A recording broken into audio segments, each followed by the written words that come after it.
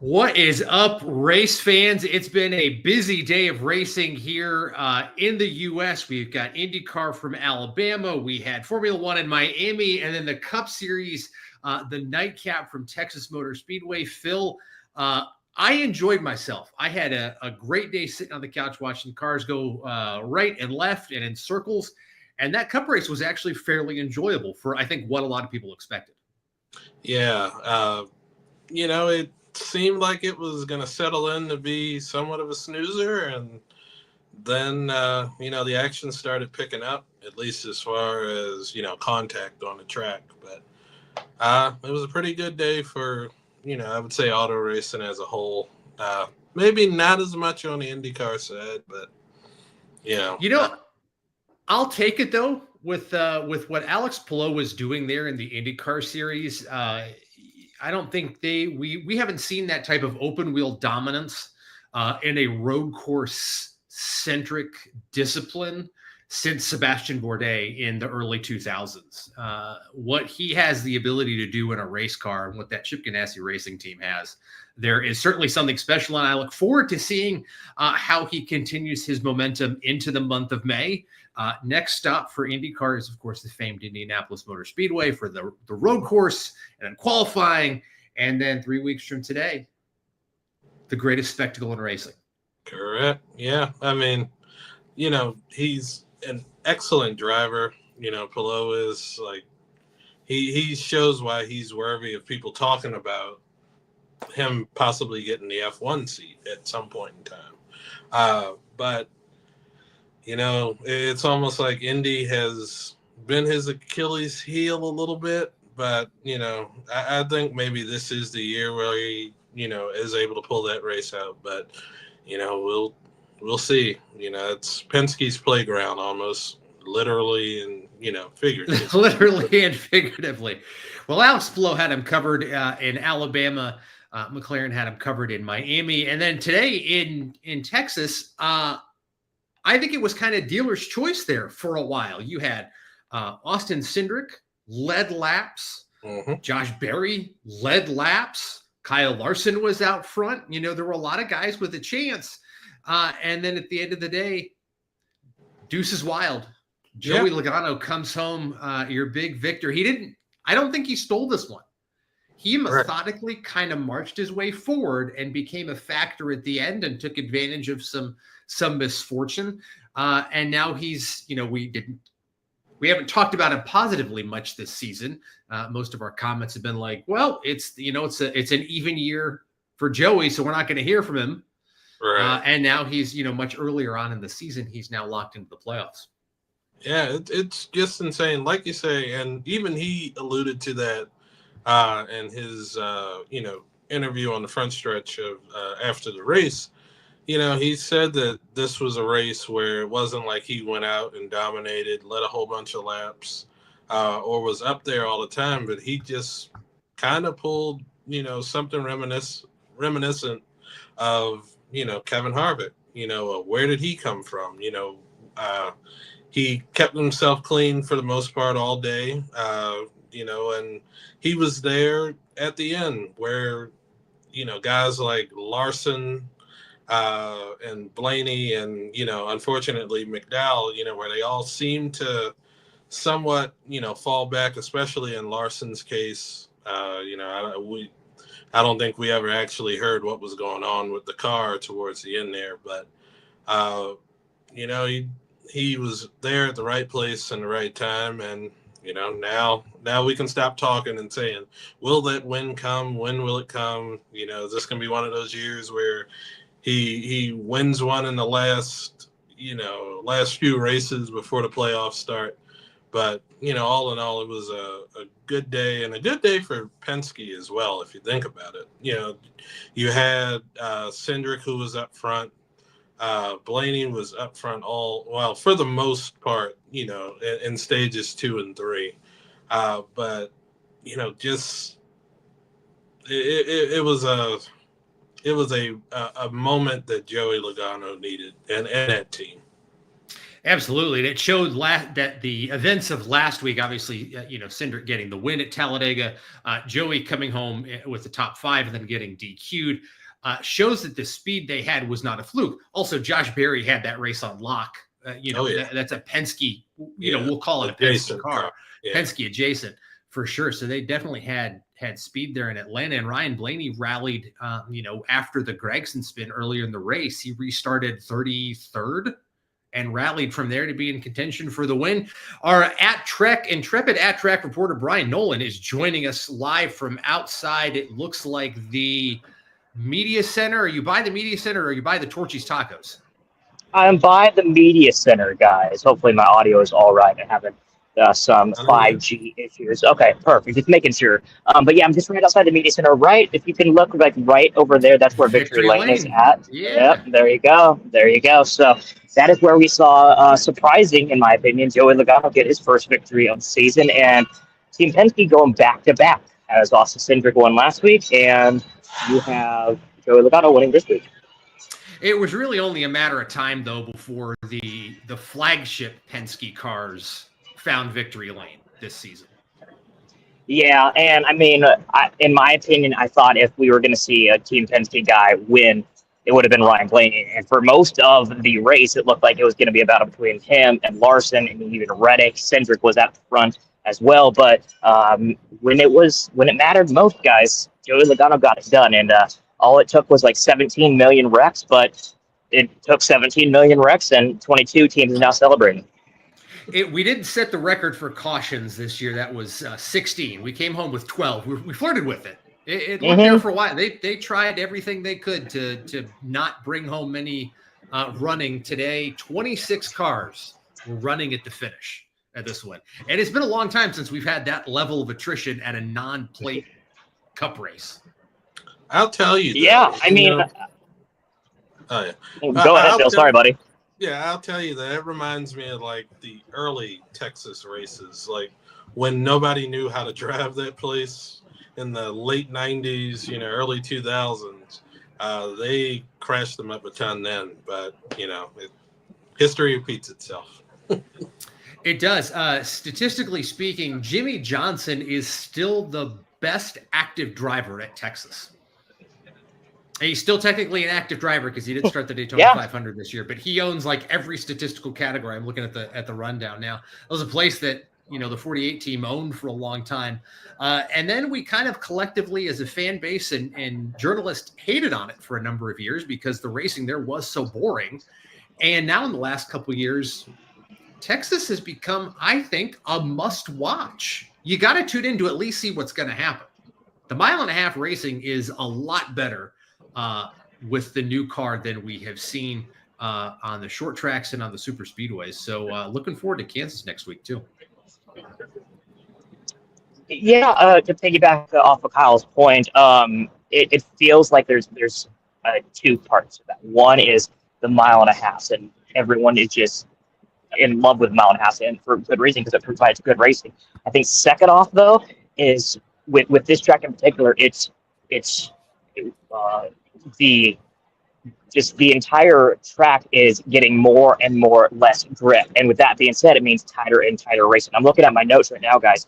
The first 4 cautions were between 1 and 131. The last 7 were in the final 130 laps. That being said, it was just the first half was just chilling. Second half was calamity. But I talked to Ryan Blaney, and he said that the track is wearing a little bit, and when you try and get into different grooves, it's just so narrow that you just spin out and wreck. And that's what we saw coming off the 2. So what we saw coming off the 4. I mean, coming off 4 is a little bit different because you have the bump right there. But, I mean, coming off the 2, it's just so narrow. I do like that this race challenges drivers. It challenges drivers. That's really the only way to say it. It challenges their skill level. They can't go out there and just hold it down and hold a pretty wheel. There's actually the track fights back, which is kind of neat because you don't see that very often on the circuit anymore with the the frequency of repaves and kind of how these guys they have all the sim time and they can get out there and just log laps and learn the line. And at Texas, if you miss it by just a little bit, you are in big trouble. It caught out some very talented race car drivers today. Yeah, especially coming off of turn 4, there's that bump, and we saw a two-time champion in Kyle Busch wreck because he hit the bump. Josh Berry looked like he had the dominant car for the first stage, hit that bump, and was done for the day. I mean, there are so many cars that all you have to hit is one bump, and your day is done. For those two, unfortunate. And, I mean, first stage, it truly did look like Josh Berry could have won this race. He had him covered. That car was bad fast, and I know that's that's something that's going to haunt the 21 team for a little while. But they'll get to re-rack next week at Kansas. They've had very they've been fast on those 1.5 miles, so don't count them out again. Don't count the Spire cars out. Now we've talked about that on PRC Live a number of times already. As fast as they've been, Hocevar was in contention most of the day until he had some issues and got back in the, was running with the squirrels there towards the end of the race. And then Michael McDowell legitimately in contention to win, not a fuel mileage, not a road course, not a plate track. He was up there on that 2-tire strategy and gave Joey Logano everything and then some towards the end of the race. And, literally left it all out there. I mean, it was absolutely heartbreaking. It was, I think, 58 races since he won at the IMS road course. And it looked like he was about to get there, and then Joey Logano came, and after the end of going to Ryan Blaney past him, he tried to throw a block or something and just smacked the backstretch wall, ending his day. Our Steven Stump spoke with him, so catch that at frontstretch.com. But I mean, we were seeing it. He beat Kyle Larson off of that restart. Then the caution came out. Then he had to beat Ryan Blaney, and he beat Ryan Blaney. But then he had to hold off Joey Logano. Unfortunately, he could not hold off Joey Logano. I mean, you got to give it up for him. Hocevar was fastest in practice, had all the 5, 10, 15 lap averages. He was fast qualifying. Hocevar wins his first career pole. You had McDowell in the top 10 as well. These Spire cars are really, really fast. At least one of them is going to make the playoffs because they're going to win a race. Now, who is that going to be? I don't know, but they will win a race. I can guarantee that. It did look for a little while earlier in the race that your Hendrick cars would be inside the top 10, all 4 of them. Unfortunately, William Byron finished 13th. Alex Bowman caught up in one of the melees. I do not see Chase Elliott. Came home 16th. Wasn't much of a factor all day today. And then the Spire cars, which are a Hendrick satellite team, very competitive. So whatever work they're doing over there is paying big dividends. And I think once Hocevar hones in his racecraft, he will be a force to be reckoned with as his career progresses. Yeah, and Phil, I want to get your take on this. I feel like something needs to change with that 9 team because it's been a full year since they won a points-paying race. Is it going to be Gustafson that gets the shaft? Because I mean, this team is not even close. I mean, Bowman doesn't have a win this season, but it feels like Bowman is doing things way better. Sure, that he won the Clash at Bowman Gray, but I mean that wasn't a points-paying race. But I mean, I want to get your take. What's wrong with the 9? They took 2 tires that were up and started on the front row during a restart. But other than that, they were like non-existent. And for an HMS driver to be non-existent, that's unacceptable. So I want to get your take, Phil. What needs to change with that group? To me, it seems like it's a situation, and if you ask some of the fans, it seems like they feel like, it's the crew chief. Is Alan the best person for Chase at this point? And, in Hendrick history, Rick Hendrick hasn't been afraid, or, I guess now in this case, you might as well say Jeff Gordon. He himself knows that organization isn't afraid to change up things when things aren't going the way that they want them to. And in Chase's, point, I don't know, is it where Hendrick has kind of like slotted him amongst the pecking order there? You've got Larson who, can win just about at any track. You got Byron who, is known to have a stretch of strong runs, falls off a little bit towards midseason, but currently your point leader though. Yeah. And is even gets, and Bowman has been consistent, but he also ends up running into incidents. But with the 9 team, it's almost like what is left? What do they have to change? It's not a pit crew situation.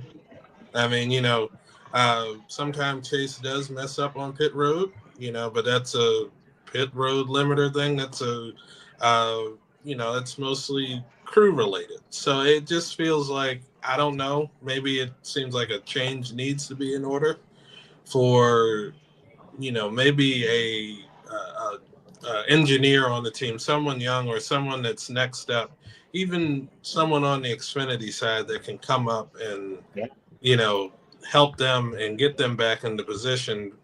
But, it feels like at this rate, something's going to have to change to get Chase back in victory lane. He's fourth in points, though. Like, do you hit the panic button at the midway point of the season where, we're coming up to the Coke 600, which is kind of the halfway mark? Do you need to make a change? Or you just say, hey, if he doesn't win, he's going to point his way into the playoffs and we'll see what happens. He is a cup champion. Right.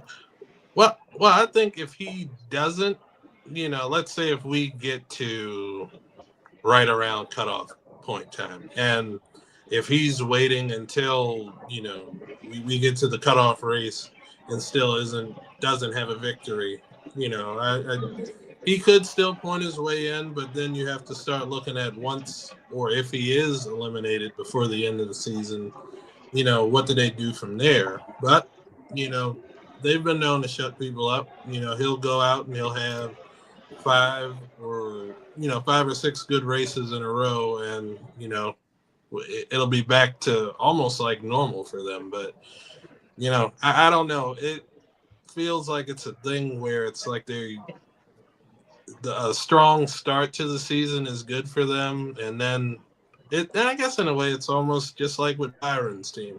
Everything falls away, but I feel like he'll make the playoffs. It's just, what do we do after the playoffs for me? It's his 9th full-time season. He's got 6 top 10s, 3 top 5s, and he's only led 45 laps through 10 races. Not awesome, but again, it's points. So yeah, I mean, it's all up. It's like, is Mr. Hendrick comfortable? Is he content with that? Are they content with just being 4th in points? Does he want them to win 4 races instead of being 4th in points? I mean, it's like, what's the mindset of that team? Like, Larson's won, Byron's always been consistent. Byron's won. It's just like up there too. I feel like something needs to change sooner rather than later. Yeah, although at this point in the season, you're looking at the teams that have won races, and it's Hendrick, Penske, the Wood brothers, and Gibbs. So the teams you kind of would expect to win races are winning races, and the drivers you expect to win races are winning races. And there's not a lot of room for Chase Elliott to get up there and contend. He's got to be better than the top talent in the series. And right now, I don't, again, 4th in points, but I don't think he's the 4th best driver in the Cup Series right now. No, I think Byron, Larson, Hamlin, Dell, Logano, Blaney. Tyler Reddick. I'm just spitballing right now. Reddick. Yeah. I'm trying to think off the top of my head. Just those off the top of my head I feel like are better than him. Yeah. So I mean, I don't know.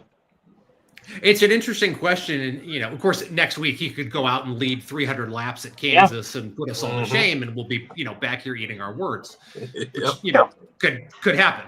Absolutely could happen. It's been known. It has been known to happen. It's you'll have that in big time auto racing. I will say this though. I hope it's not 300 laps, because then we had like 40 laps of overtime at Kansas. So I'm hoping it's like 267 or something, because we'd have a really long overtime. Just thought I would share that, because I know that when Steven Stubb, our stat guy, is gonna be like, oh no, there was 40 laps on. So just want to share that. Fair point. Fair enough.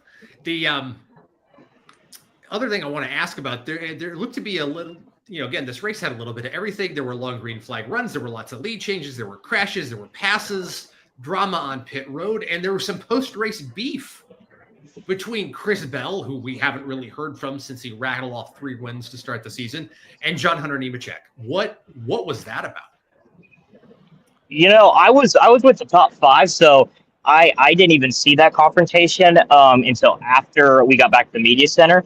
I have no idea. It feels like Bell was mad about something, but like I don't get why. Great run by JHN and Ace, but it was interesting because like Bell, obviously he's starting to get more and more outspoken, but like I don't get why he was all mad. So definitely our reporters at Kansas are going to have to ask him about that because I don't remember. Phil, do you remember them getting together over anything? I personally don't.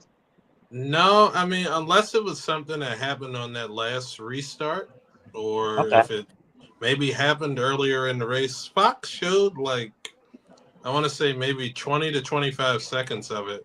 And to me, it didn't seem like it was going to get ready to come to blows, but it just seemed that, I guess Chris Bell wasn't too happy, but, it didn't seem like something where it's going to carry on, like earlier in the race from Priest and and Hocevar. So yeah. They finished 8th and 9th. Might be related to Bell having issues on one of the late race restarts. I don't know. It wasn't really covered. So Bell may not have appreciated how he was raced there at the end. But the legacy cars had a good day. Eric Jones, P5, John Hunter, P8. So good day for those cars. They're getting faster. Shout out to Ricky Stenhouse in the 47. Another guy who capitalized on a lot of the carnage, kept his car clean, wasn't involved in any of the fracases, and brings home, a top 10 finish, which fighting above his weight class, I think.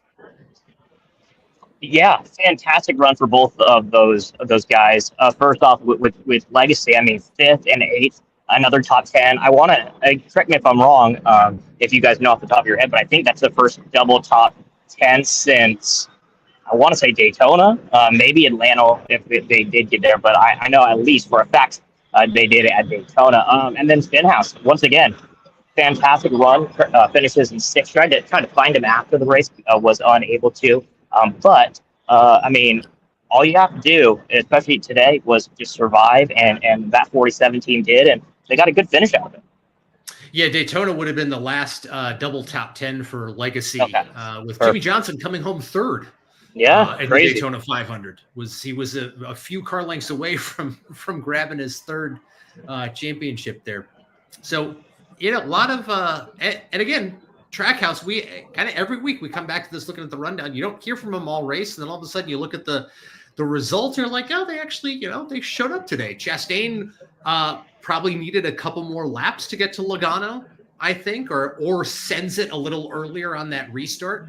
And then Suarez P10. So those cars, they're getting faster. I think they're suffering as an organization a little bit from expanding to that 3rd car for Shane Van Gisbergen, who came home 22nd today, running on the lead lap. So, good day for Shane. First trip to Texas. Baby steps for the right? Yep, exactly. So what else? Who all did you talk to the top 5? Anybody have anything interesting to say after this one? I know there were a lot of thoughts on social from the folks who were watching. I feel like with Ryan Blaney was basically like, yeah, it's so hard to pass. The restarts are so chaotic that you're getting X, and people are they just don't care enough. I'm paraphrasing, so don't quote me on this. You can find my video with Blaney on frontstretch.com. But like these races are just so tough, especially at a place like Texas where it is tough to get that second groove. And if you do get into the groove, you can get into that bump come out before and end up in the wall like Kyle Busch, like Josh Berry did. So talk with Ross Chastain. Chastain was over the moon. He finished 2nd he finished 3rd in Vegas. Another 1.5 miles. So him and 1.5 miles, they're rolling right now. And then talk with Eric Jones, and Jones says basically kind of reiterated what Blaney said. He's like, yeah, you have to get everything you can get on these restarts, and there's just no one just cares enough. And if you step over the line, not a big deal. If you get into a wreck, well, kind of Ross Chastain said it best. This is professional auto stock car racing. There will be wrecks. There will be crashes. That's what racing is. So, Chastain kind of said it himself. Yeah, you will have that in big time auto racing, unless it's IndyCar. Then, in which case, you're True. 398 laps of green flag racing in a row, which is it hasn't happened since 1986. So, be interesting to see. That's wild. You're not going to finish the Indy 500 caution free. Oh God, no. And probably not. They got some serious issues next week either. Oh, Phil, no, don't put that evil on us, Phil. I already jinxed us once today, so my bad. Yeah, for 12 cautions. That's my fault. I appreciate that. Oh God, I was like, there is no way he jinxed us, and what do you know?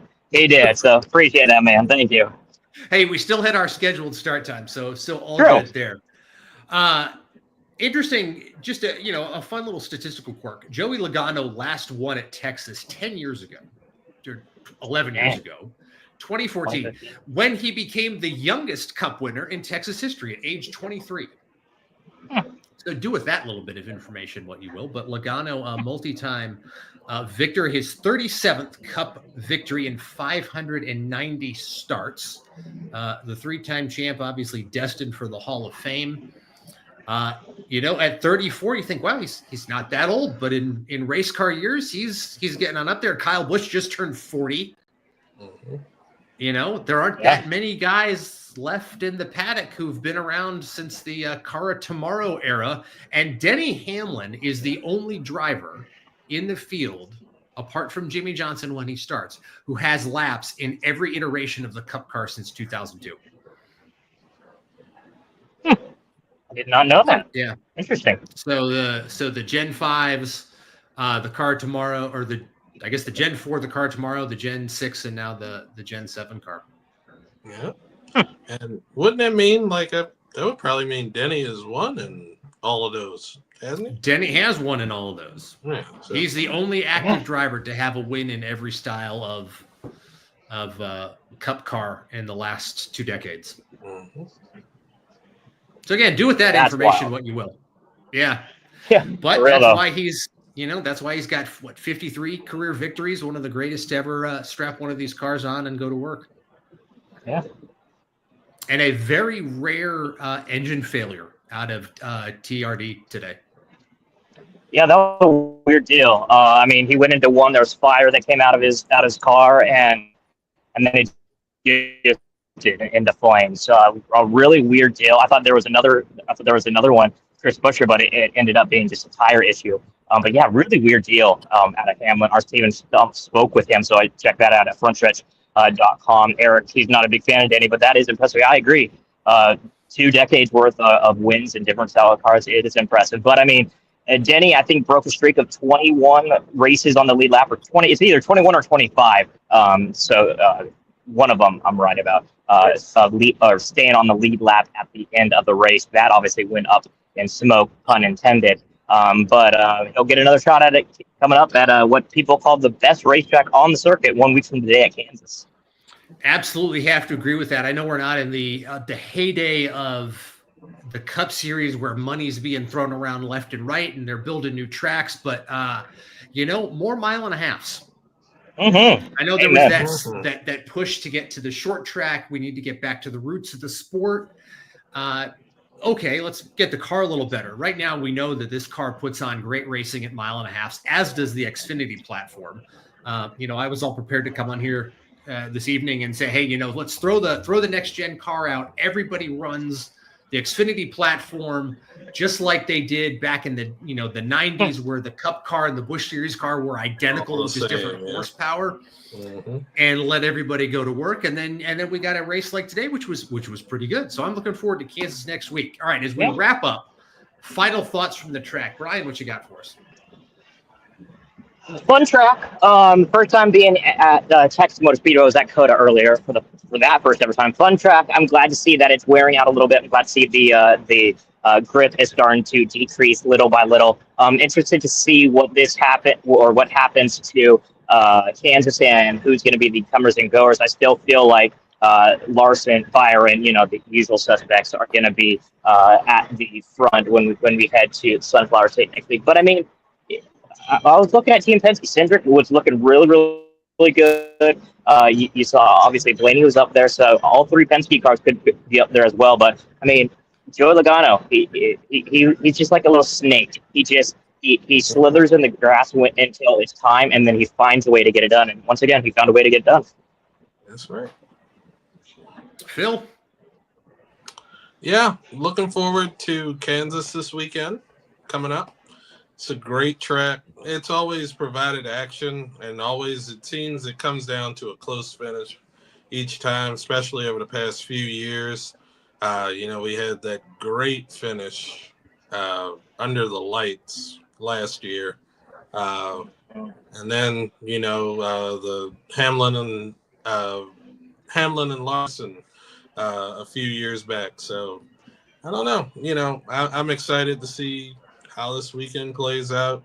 Xfinity, like I said, they always put on a great show when they show up there. So it'll be fun to see. Should be good. Another big weekend of racing in the U.S. between IndyCar, Cup, Truck, Xfinity, ARCA, Grassroots. You can catch all of it on frontstretch.com. Head over there post haste and check out the work from our intrepid at-track journalists all across the U.S. today. That's it. I think we've hit the high notes. We've covered all that needs to be covered. We've talked about lots of fun stuff. Gentlemen, always a pleasure to chat racing with you. Brian, safe travels back from Texas. Make your way into the Torchy's Tacos there next to the media center. Grab yourself a basket before you go. Absolutely worth it. There at the Speedway. Beats the media center food far and away, but it is a little pricey. Phil, good to see you. Have a great week at work, you two, and we will talk next Sunday. But for Phil and Brian, I'm Kyle. Thanks for watching PRC Live. We'll talk to you after Kansas.